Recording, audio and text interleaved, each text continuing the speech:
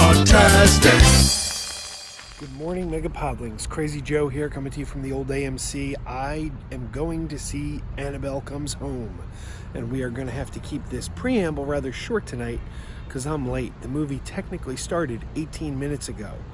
I figured, what the heck, there's going to be about 20 to 30 minutes of previews, so I could still make it. However, time is ticking. The trailers are only going to run for so long, so I got to get in there.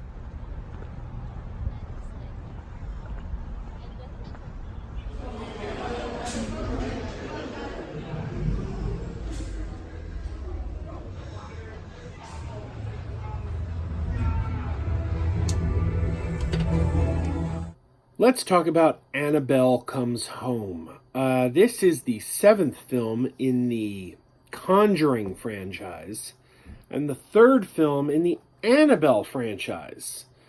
The Conjuring films have led to a number of spin-offs, and it's sort of become its own cinematic universe, just like the DC and Marvel cinematic universes. The Conjuring universe has been very successful.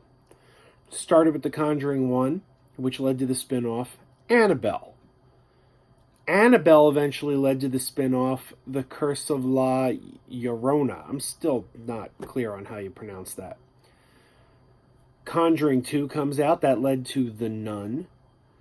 And now there is another Conjuring in the works, Conjuring 3. And there's another spin-off of The Conjuring 2 coming out. And then there's a sequel to The Nun on the way. It's sort of become an expansive universe, and I gotta say, for the most part, they're pretty good movies. There have been a couple I didn't like. I didn't care for The Nun. I didn't particularly care for Curse of La Llorona. I thought those were probably the two weakest in the entire series. Annabelle, the first spin-off of The Conjuring, the first Annabelle, it's a good movie, but it's a little weak. It's one of those movies that I went to see it and I was watching in the theater and thinking, wow, this movie really sucks. But then it turned itself around, and by the end of the movie, it had improved significantly to the point where I was like, okay, no, this is all right now. This is all right, but it really had a bad start. And if it did not improve itself, I would have walked out saying that was a piece of garbage. But it led to a sequel, well, a prequel actually, Annabelle Creation, which was directed by David Sandberg, who went on to direct one of my favorite films of this year, Shazam. Annabelle Creation was a real turnaround. It was light years better than the first Annabelle. So now we get to Annabelle Comes Home. And I gotta say, it's not as good as Annabelle Creation. But it's still a solid movie. It's still a very solid, well-done movie. The movie is rooted deeply in the Conjuring franchise, in that the Conjuring movies are about the cases of Ed and Lorraine Warren. Vera Farmiga and Patrick Wilson have had cameos in the Annabelle films before, but they probably play the biggest role they've ever had in one of these Annabelle films in Annabelle Comes Home. Now, they're not in the entire movie. The premise is Ed and Lorraine Warren have left. They're on a case, and they have a babysitter who comes in to watch their daughter. And the babysitter's friend knows what the Warrens do for a living and wants to sneak in and snoop around their house and see the artifacts they keep in their little supernatural museum. So they're not there for the bulk of the film. It's about their daughter and a babysitter. But when they are there, they're really good in those parts. It's really nice seeing these characters. There's something about Patrick Wilson and Vera Farmiga, whereas it's a horror film, but they're likable characters. They're likable characters, and it's very nice seeing them in those parts. And it's good seeing them again in Conjuring, or Annabelle Comes Home. As for their daughter is played by a young actress who I was not very familiar with, Her name's McKenna Grace. She actually played the young Carol Danvers in the flashback scenes in Captain Marvel, which I don't even think she had dialogue in those scenes. She's very good. She's very good, and that is good news for Ghostbusters fans because she has been cast as one of the young leads in Ghostbusters 2020. Fortunately, she's, child actors are hit or miss. McKenna Grace is very good. I think she'll be very good in the Ghostbusters movie. Now, here's the thing with Annabelle Comes Home. The movie kind of cheats a little.